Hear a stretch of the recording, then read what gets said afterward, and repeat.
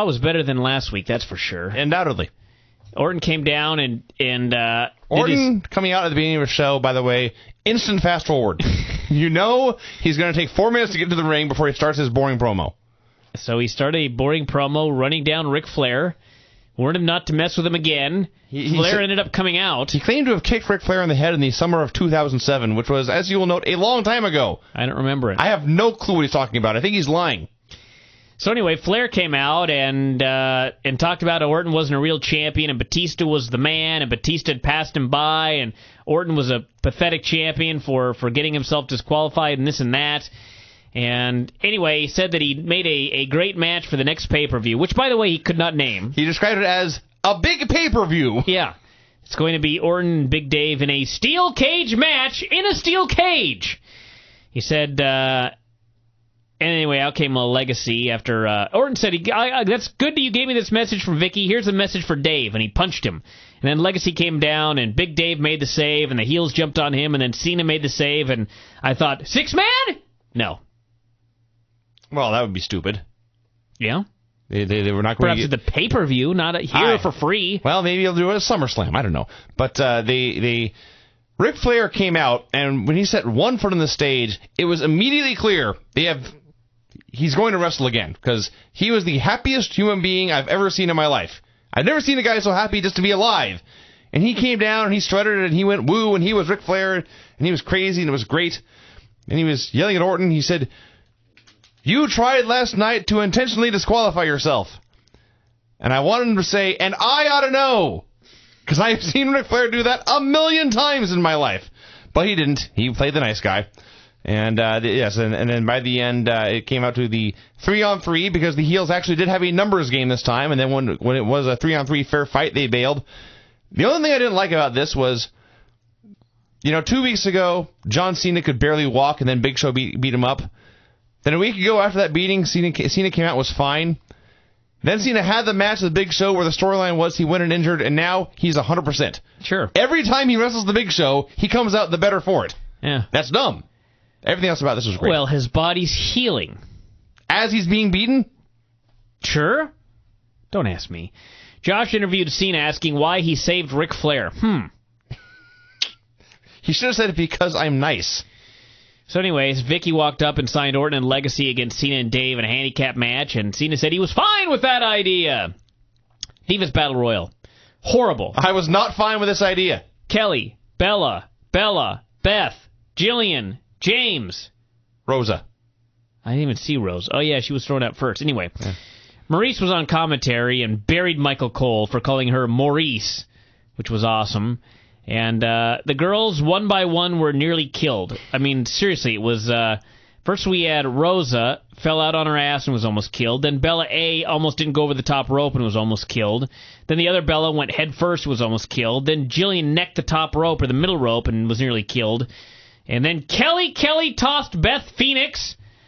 And then as Beth was trying to pull Kelly out of the ring and the ref was trying to stop her, we had Maurice spraying hairspray in Mickey's eyes. And young, innocent Kelly, who had no idea what was going on, threw out... Actually, she just rolled Mickey under the bottom rope for the win. Yeah. So it is now Kelly versus Maurice for the title. That is horrifying. That's an extreme match. That is extreme something. Yes, Kelly versus Maurice apparently on pay-per-view for a championship. Mm-hmm. That's a terrifying thought. The long-term story of Maurice clearly being afraid of Mickey and doing whatever she can to stop her from getting a match, that's good stuff. Kelly versus Maurice, I don't know about this. Santino and Chavo, revenge match from the pay-per-view. I don't know about this either. The gimmick is that Santino never wins, but he suddenly found out if you actually attack your opponent, it can be effective. That was the story of this match. He was beating up Chavo on accident. Yeah, and discovering something. Yeah. This was like evolution in action. So Chavo ran face first into the buckle. Santino rolled him up for the pin. The place just went apeshit for this victory. And Chavo did a promo, basically signing his own aunt, Vickie, to a match with Santina later on tonight with the Miss WrestleMania crown on the line. And she was unaware of this and yelled at him for it. And that was that. Santina was fine. He declared, "My sister can beat her." Yeah. And again... Actually, first he said, my sister can beat her. Yes. And again, the crowd was going crazy for this. So, and it was on free TV, so that makes it less hateable. But it was just odd to watch this complete clown show here in the middle of Raw. What a meeting we had with Miz and Maurice. They are so awesome together. They must fall in love and have 1 million children. This is one where... Populate the earth with annoying people. I guess that's already been done. Yeah. This is one where... a new generation. If any other two people in this company had tried to pull off this scene, I think it would have failed. But with these two people, I actually believe that they both act this way. So I think the whole thing was sincere. that Miz thought he was this cool, and Maurice thought she was that far above him. So yeah. It worked in the end. Well, she is. Well, let's all be honest she's above here. Many of us.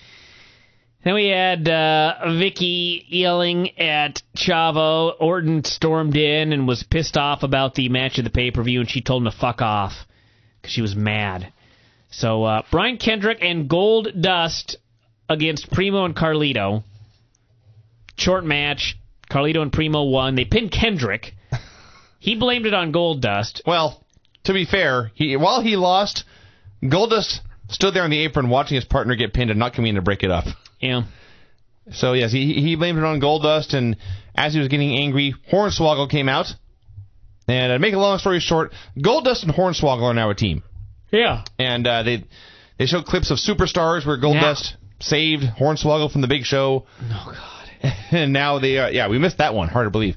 But, yes, Goldust and the Leprechaun are now a wacky team, a very wacky team, in fact. And it was funny because they showed Goldust, and we haven't seen him in a few months, and boy, he's lost a lot of weight. He is trim. And then he started wrestling, and, this is a guy who, he had a match like 6 months ago, I guess, but at the time, I think he was still trying to get a job, and he came in and immediately laid there in a chin lock, and I thought, what is wrong with you? And he came in here trim and in shape and looking good and working really hard, and I thought there must be something has to be in the works for this guy, and the something is he's teaming with the Leprechaun. Yeah. But that's motivated him, so great.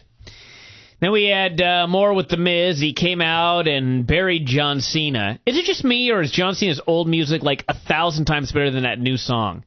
The trumpets just drive me nuts. I think it's more that you haven't heard this one in so long it comes off as new and fresh. Well, it certainly doesn't come off as new and fresh. Have you heard it? But it's still better than that new bullshit. So anyway, he came out mocking Cena with the hat and the jersey and the song, and rapped, I guess. I thought it was actually a great imitation of John Cena's old heel act. A bad poem he read. So anyway, Lawler got in the ring and finally laid down the law saying, you've called this guy out, and just because you call him out doesn't mean he's going to come out. It doesn't mean you get a win. And you'll get a win. I could call out Batista, San Martino, Hogan, Austin. They're not coming out. I don't hold a win over them. And I keep forgetting to say this when I discuss this with Dave. But here's the biggest problem with this whole thing right here. Okay, it's very clear that Cena's in the building. Right. Miz is coming out every week and challenging him, and he's not coming out. Now, this does not make Cena look like a coward. This makes Miz look like an even bigger geek. Sure. They're trying to push Miz as like a bigger star, or I guess at some point maybe a main eventer for a match with Cena or whatever. When you're calling a guy out and you're so fucking below that guy that he doesn't even acknowledge you in a promo, that's not good. That's the problem with this right here. Not that Cena's not coming out. That Cena won't even acknowledge this guy. So, big star he is. And anyway, Big Show ended up coming out and announcing the submission match with Cena at the pay-per-view, which I do not want to see. No, the word pay is in pay-per-view. I don't want to pay to see this match. Miz said, fine, I'll wait until after he beats you. And then he ran away, and Big Show was so mad that he took it out on Lawler and killed him with his camel clutch. Segment went too long. Miz is a pretty good mic guy lately. But, there's some problems here. Well, the biggest problem is this led to Big Show versus John Cena 2, which is literally no buys. But the good news about this segment is with Lawler gone, it meant Jim Ross is on commentary. 2? I bet they've wrestled like 6,000 times. We had You're probably right. Matt, an MVP for the U.S. title. Matt with a broken hand and a cast going toe-to-toe with the U.S. champion is such bullshit. It's... Can you imagine if it was like... let me think of a good match. Lyoto Machida and Rashad Evans at the pay-per-view this weekend. And Rashad's got like a giant cast on his hand. He's got a broken hand. He can't punch with it. He can't do any submissions. But he's fucking going toe-to-toe with Lyoto. Actually, the other way around. If Lyoto had the cast on and he was going toe-to-toe with the champ, it would be so ridiculous. It's just absurd. I don't like it. So anyway, MVP still beat him. What? I don't know, something about the way you got so angry and then immediately calmed down when discussing the actual match. There was not much to discuss about the match. I don't have that much. I don't care that much. Yeah. I just think it's stupid. I think in this instance, you're taking it too seriously. Why? Because it's only the U.S. title. But that's supposed to be a big deal. Well, MVP's supposed to be a big deal. He was just on the fucking View. They've clearly changed their minds on that, and now they don't care about him again. So, yeah, it's the sideshow this week. It's not even like he's using his cast no, he's not. To get an advantage. He did that once. MVP is like throwing his broken arm into a post and putting it on the ground and stomping on it. This is not a submission? Your stomps suck then. Indeed. Well, he did the cast on there. The cast's job is to protect the hand. Doesn't matter. You rattle that fucking thing around. Yeah. So at least when he started attacking the hand, that's when he started to win. So at least we've established that Matt Hardy's broken hand is his weak point. We had Dave meeting with Flair. Hell of a segment, actually. It was a recap of what Flair said to Alex Marvez last week. Almost word for word. Yes. I don't want to retire. I want to wrestle. I'm better than 90% of the guys on this show. It was awesome. And Dave just looked at him like he was a complete madman.